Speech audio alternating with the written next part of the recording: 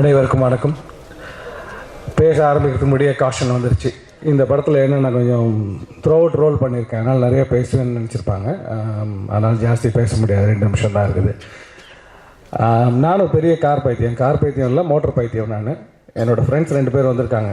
நான் மெட்ராஸில் புதுசாக வந்து வேலைக்கு சேர்ந்தப்போ என் கூட இருந்த ஃப்ரெண்ட்ஸு சின்ன வண்டியாக ஓட்ட வண்டியாக இருந்தாலும் அது தொடச்சி பளிச்சுன்னு வச்சுட்ருப்போம். அந்த மாதிரியான ஒரு கார் பைத்தியம் நான். இப்போ கொஞ்சம் கம்மியாகிடுச்சு அதெல்லாம். பட் இந்த படம் பண்ணும்போது அந்த ஆர்வம் வந்தது. அதனால் நான் பண்ணியிருக்கிறது இயல்பாக இருக்கலாம்னு நினைக்கிறேன். அந்தளவுக்கு அந்த ஸ்கிரிப்ட் எங்களை கூட்டு போச்சு.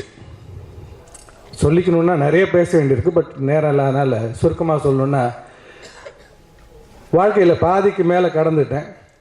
ஆனால் இந்த படத்துக்கு போகும்போது புதுசாக நட்பு கிடச்சிது. டைரக்டர் ரொம்ப சின்ன பையன், ஆனால் வேலையில் பார்த்திங்கன்னா அவ்வளோ புத்திசாலி, அவ்வளோ ஷூடானவர், அவ்வளோ அற்புதமாக இயக்குனர் பண்ணார். அவரோட முழு டீமுமே அது மாதிரி தான். அதே மாதிரி கேமராமேன் கோகுல், அவர் கூட உள்ள முருகன், இவங்கெல்லாம் பார்த்திங்கன்னா இட்ஸ் மோர் ஆஃப் ஃப்ரெண்ட்ஸ்.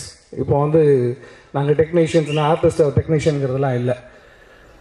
அதே மாதிரி இந்த படத்தோட ப்ரொடியூசர் பார்த்திங்கன்னா எடுத்தோடனே இங்கிலீஷில் தான் நிறைய பேசிகிட்டு இருந்தார்.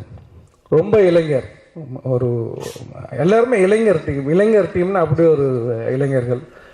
கிட்டத்தட்ட அந்த ப்ரொடக்ஷனில் பார்த்திங்கனாக்கா அந்த பொறுப்பு எனக்கு அங்கே நானாக எடுத்துக்கிட்டேன். அவர் எனக்கு கொடுக்கல, நானாக எடுத்துக்கிட்டேன்.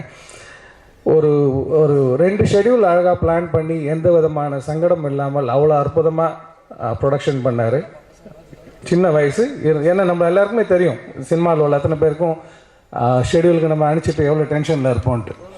எங்களுக்கு எந்த விதமான டென்ஷனும் இல்லாமல் அவ்வளோ அற்புதமாக எங்களோட ஷூட்டிங் நடந்தது அங்கே. அது வந்து ரொம்ப சிறப்பாக பண்ணார் கணேஷ். ஸோ அடுத்தது பார்த்திங்கன்னா விஜய் சேதுபதி, அவர் வந்து எல்லாருக்கும் நண்பர் தான், ஆனால் எனக்கு இன்னும் கொஞ்சம் ஸ்பெஷல் நண்பர்னு நினைக்கிறேன். அதுதான் சொன்னேன், வாழ்க்கையில் பாதி கடந்த அப்புறம் எனக்கு கிடச்சி புது நட்பு இந்த படத்தில் நிறையா கிடச்சிருக்கு. ரொம்ப சந்தோஷமான அனுபவமாக இருக்கும், எப்பயுமே என் கூட இருக்கும். வாய்ப்புக்கு நன்றி.